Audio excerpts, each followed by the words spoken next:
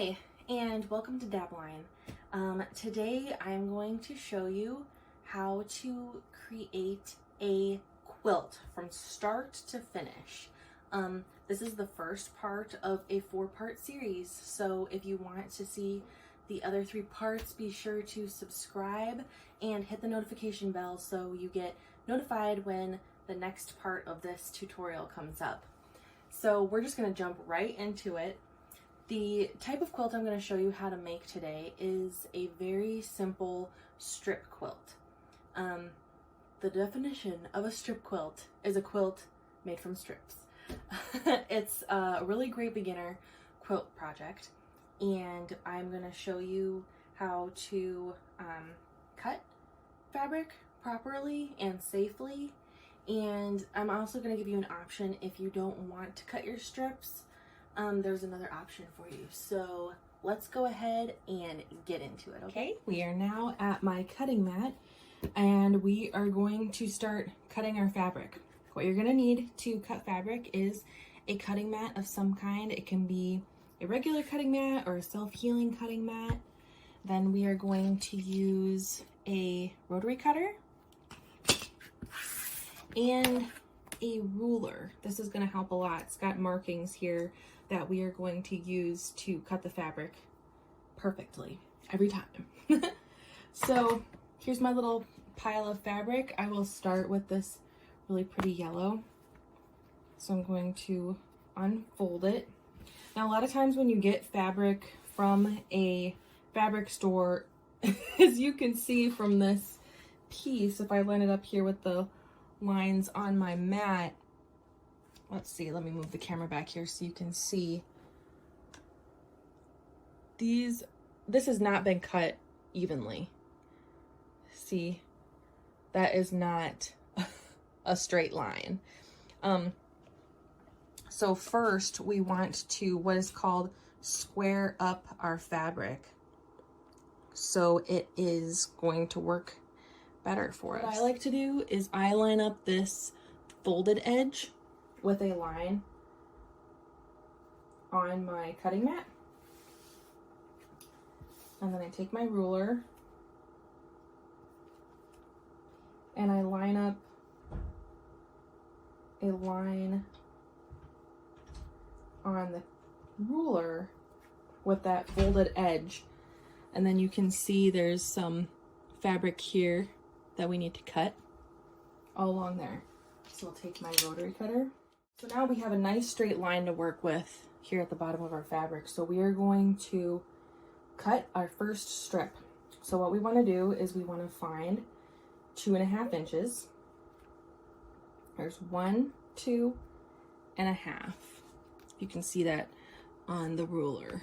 We've got 1 inch, 2 inch, and then our 1/2 inch line is right there. So I'm gonna line up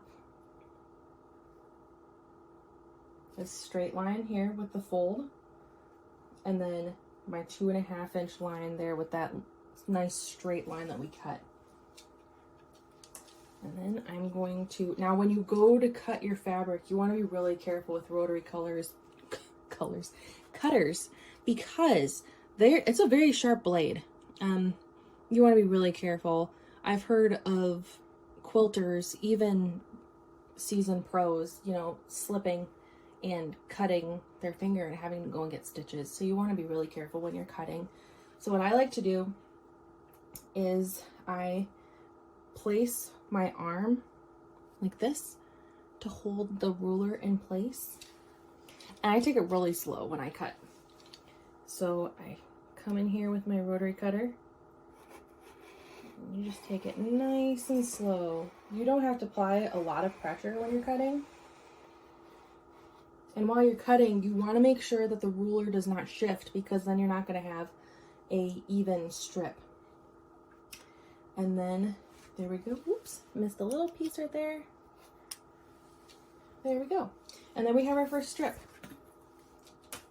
So that strip measures 2.5 inches wide by, let's see, how long is this fabric? It's about 44 inches long, and that's our first strip. For this quilt, to make the 40 by 40 inch quilt, we are going to need 20 strips. So I have 1, 2, 3, 4, 5 fabrics. So that means I need 4 strips from each fabric. I'd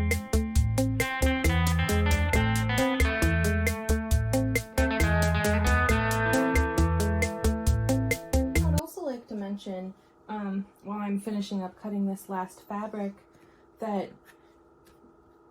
if you're cutting your own strips out of yardage, you can cut it any size strip that you would want. So if you wanted a larger, like 6-inch big chunky strip, you could definitely do that. This is a creative, completely up to you type of project. So I'm just using the 2.5 inch just in case anybody wants to use a jelly roll instead of actually cutting their fabric. So you can use these techniques that I've shown you to cut any size strip that you would like to cut. So don't feel like you have to use 2.5 inch strips, because you do not. You can use whatever size you want. You can even mix and match the width of different strips, which is a really fun thing to do, and it gives the quilt a really cute look, especially if you have fabric that has like a really large print. Not all prints are kind of small and together like this print. Some have larger prints, and that looks really good if you use one of those fabric like that with larger strips. Let me grab one real quick to show you what I mean.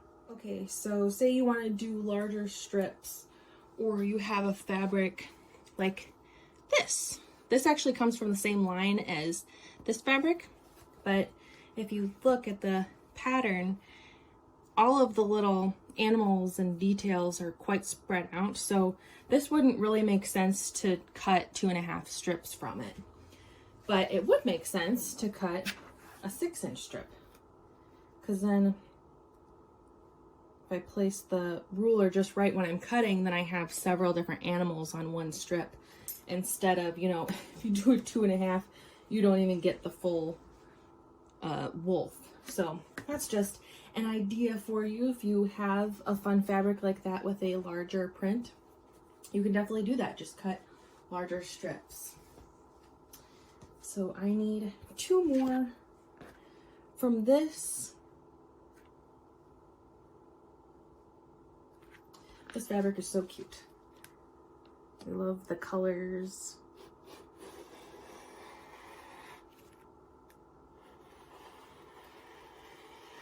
Nice and slow. No reason to rush through it.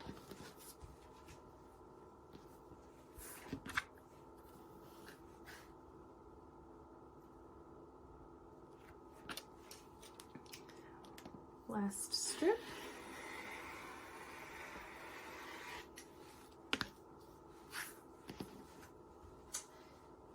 And there we have it. I've got 20 strips now cut up. When you want to arrange your fabrics, you can do it really any way you want to do it. There are no rules with this sort of thing.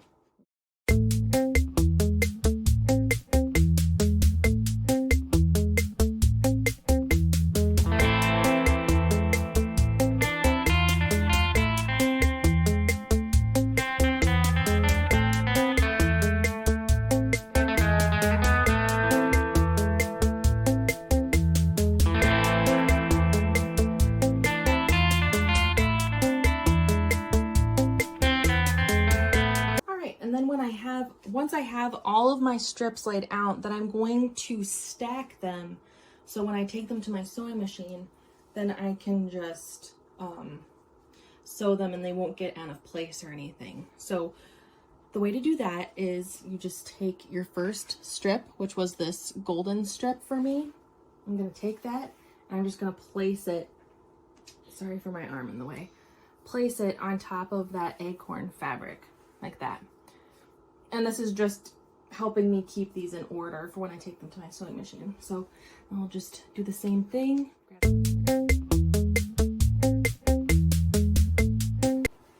And then I'll just keep doing that until I have all of my fabrics in a really neat little stack. Like so. And then we will take it over to the sewing machine and I will show you how to sew these strips together. Okay, now we are at the sewing machine. I've got my strips all stacked up here in a nice stack. So I am ready to start sewing. So first, I'm just gonna lay the strips across my lap here. That'll make it a little easier. So what we wanna do first is we're gonna take our first 2 strips.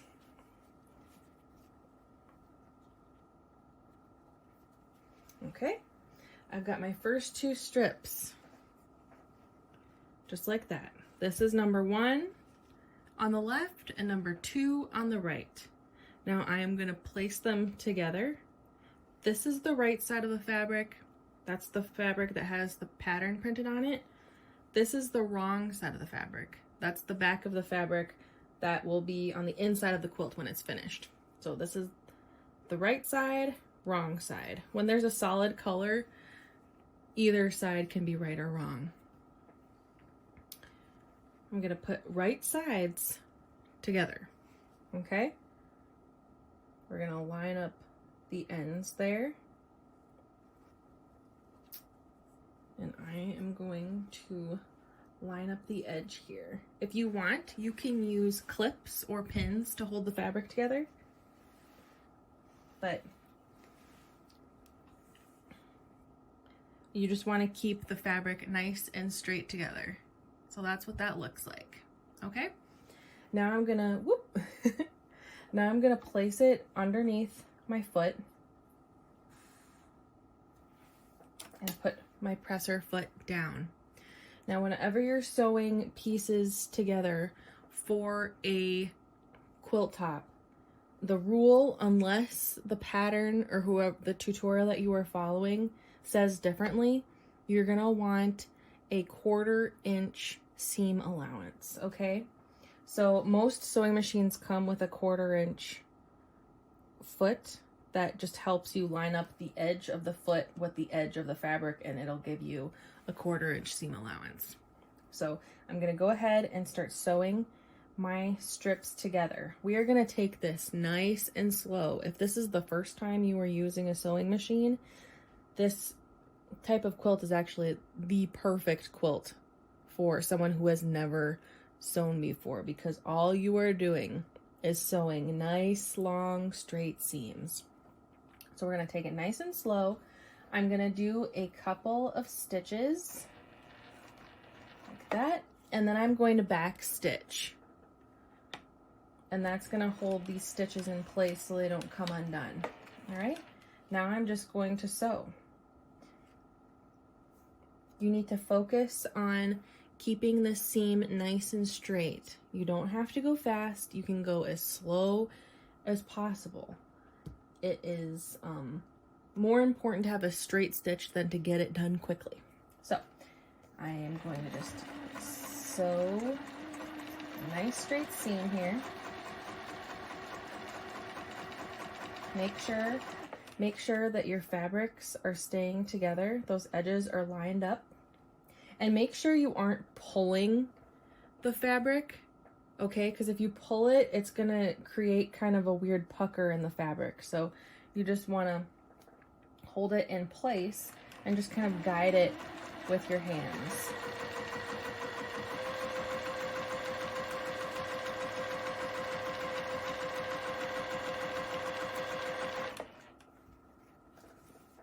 Okay, just adjust a little bit, get those edges lined up, and continue.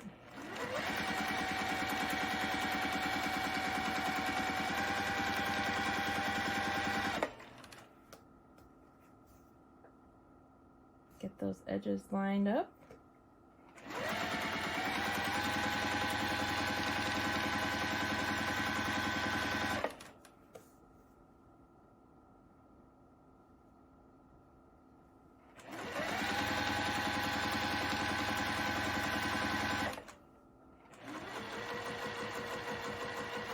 Okay, and then when I'm getting to the end, I want to do some more of those anchor stitches. So I'm going to stitch, back stitch a couple, and then go forward again. All right, and then pull my needle up, and we have sewn 2 strips of fabric together. Now notice that nice, beautiful, even 1/4 inch seam. So for some vocabulary here, the stitch that creates the seam, the fabric on the right side of the stitches is the seam allowance. So seam allowance needs to be a 1/4 inch long or wide. So, and then if you open this up, you can see they are sewn together. It looks beautiful and uniform. And don't worry about the end. If it ends up like that, where one strip is a little too long or something like that, we're gonna trim that later. So do not worry about that. Okay, now let's add our next strip. So I'm gonna open this up. So this was my top strip, second strip. Now I need to line up my 3rd strip with number 2. So the way that we do that is we get our next strip of fabric. The fabric, the side that has the pattern on it, is the right side. So I am gonna place this right sides together with the golden fabric, just like that, lining up the edge, just like so, like that. And then we bring it over to the sewing machine, drop that presser foot, and do some anchor stitches.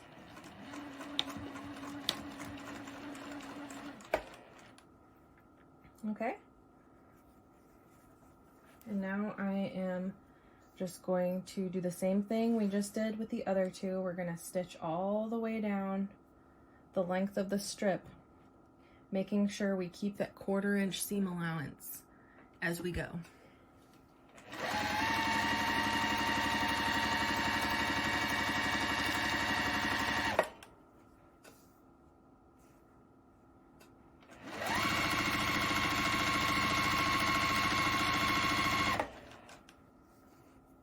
Some fabric is more stretchy than others. I've noticed that this feels like it's a bit more stretchy than the other fabrics that we just sewed together. You really want to make sure that you are not pulling it tight when you are sewing. You just want it to lay flat. You do not want to be pulling it.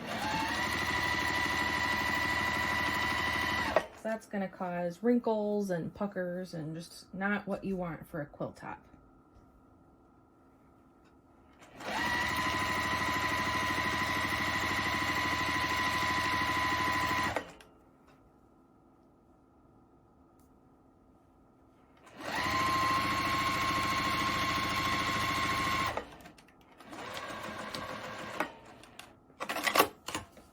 All right, and let's open that up. There we go. 3 strips down. This is going to be very cute. All right, and now you're just going to continue this process with all of the strips of your fabric. Just remember to take it slow, focus on keeping that even 1/4 inch, that nice even 1/4 inch seam allowance all the way through, and you will do great. So I am going to continue sewing these all together and enjoy watching.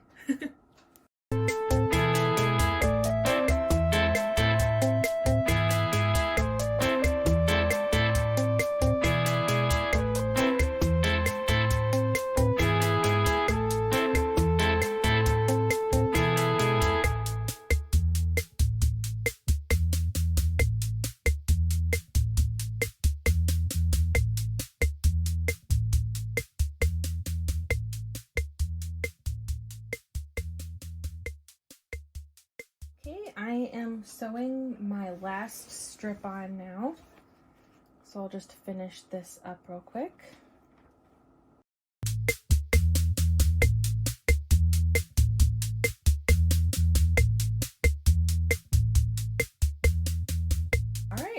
And there we have our last strip on there. I am going to move the camera here and show you what it looks like.